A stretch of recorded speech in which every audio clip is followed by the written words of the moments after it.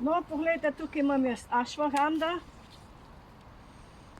Tele zdravilne rastline oziroma tele listke bom jaz potrgala.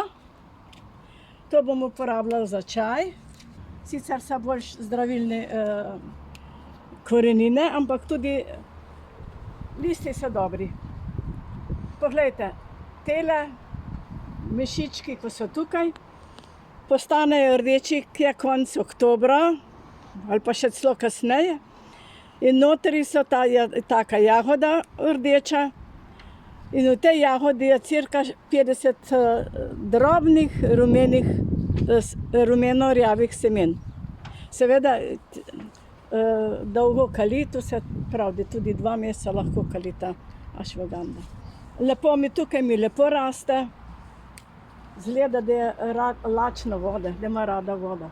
No, in ko bom jaz tole nabrala, bom dala sušiti. Sicer so pa še druge rastline tudi zelo v redu.